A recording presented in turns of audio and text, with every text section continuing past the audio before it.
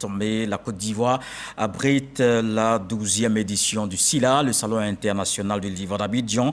C'est l'un des plus grands rendez-vous littéraires d'Afrique. Il accueille des milliers de visiteurs par jour. On y retrouve toutes sortes de livres. C'est un moment privilégié de rencontre entre les auteurs et leur lectorat. Le SILA est aussi l'occasion de mettre en valeur la culture ivoirienne, voire africaine. Et cette année, le pays invité, c'est le Sénégal. Le reportage de Khalil Diomandé et Didier Nguessan. Enfants, adolescents et adultes, tous venus à la découverte du Salon international du livre d'Abidjan, SILA.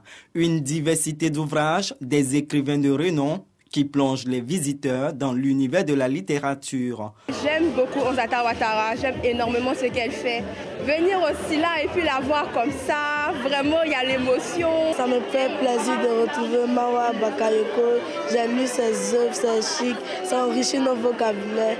Les œuvres littéraires de Camara Nangala ont bercé pratiquement mon enfance et aujourd'hui c'est vraiment un plaisir de le rencontrer. C'est le lectorat qui fait l'écrivain.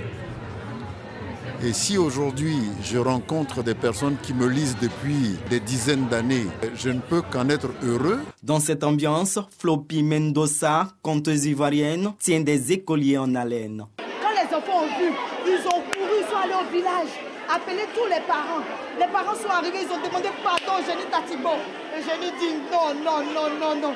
Pour cette 12e édition, le Sénégal est à l'honneur avec une vingtaine d'écrivains présents. Chaque époque engendre une épopée, chaque épopée produit des légendes, chaque légende devient un mythe et le mythe porte le nom du Sénégal. Le Sénégal, qui est l'invité du SILA, nous permet de découvrir la riche culture sénégalaise. Renforcer l'amour de la lecture chez les élèves, c'est l'un des objectifs du SILA. Les enfants viennent et lorsqu'ils finissent de lire, on essaie de partager un aspect positif qui a un peu touché dans ce livre-là. Et il y a aussi des petites thématiques en anglais qu'on laisse aussi aux enfants. Au SILA, une place de choix est accordée à la promotion du patrimoine culturel africain. Vu la faible représentativité des héros noirs dans la littérature, on a mis en place l'univers ultime griot où on propose des héros qui nous ressemblent. On a Porokuni, qui s'inspire du Poro, puis à l'intérieur, on essaie de démystifier tout ce qui est rite traditionnel, Sémifo, l'apprentissage. Au niveau des années de 3 fois 7 ans, on essaie de véhiculer le Poro à travers ce personnage. Le SILA est l'un des plus grands rendez-vous littéraires d'Afrique. Il accueille des milliers de visiteurs par jour. On termine cette édition.